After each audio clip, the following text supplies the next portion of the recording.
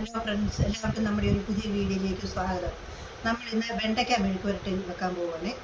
വീഡിയോയിലേക്ക് പോകാം.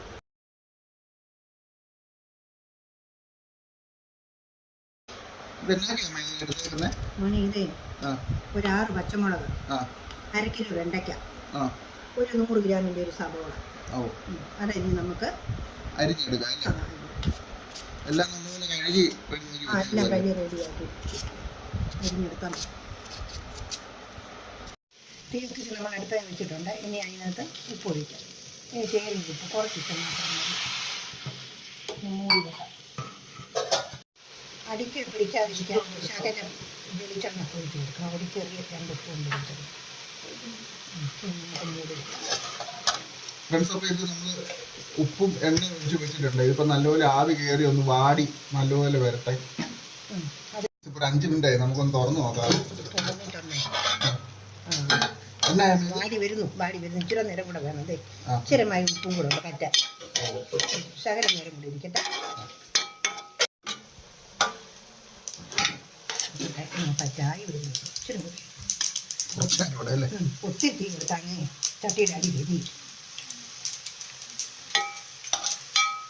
അത് വെണ്ടയ്ക്ക നല്ലതുപോലെ പറ്റി നമുക്കത് വാങ്ങാം. നമുക്ക് ഇതിലൊന്ന് വഴറ്റിയെടുക്കാം. നമ്മൾ ശകലം എണ്ണ ഒഴിച്ച് നല്ലപോലെ ചൂടായ നമ്മുടെ ആ വെണ്ടയ്ക്ക നമുക്ക് കോരിയിടാം.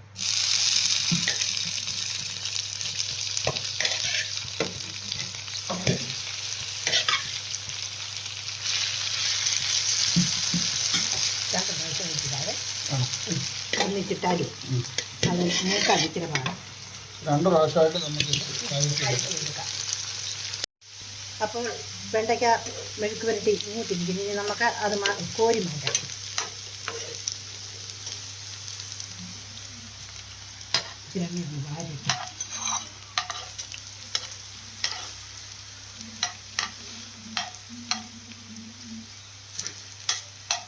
എണ്ണേ അത് പിടിച്ചിരിക്കുന്ന ഇത്ര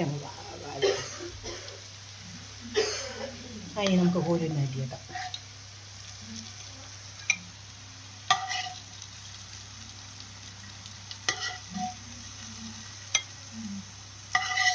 ഫ്രണ്ട്സ്, അപ്പോൾ നമ്മുടെ ഇന്നത്തെ വീഡിയോ ഇത്രയേ ഉള്ളായിരുന്നു.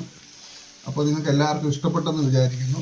നമ്മൾ ബാക്കി ഇതും കൂടെ ഒന്ന് ഇത് ചെയ്തെടുക്കുവാണ്. അപ്പോൾ ഞങ്ങളുടെ ചാനൽ ആദ്യമായിട്ട് കാണുന്നവരുണ്ടെങ്കിൽ ഒന്ന് സബ്സ്ക്രൈബ് ചെയ്യണം, ഷെയർ ചെയ്യണം, ബെൽ ബട്ടണും കൂടെ ഒന്ന് ഞെക്കണം. Okay, by.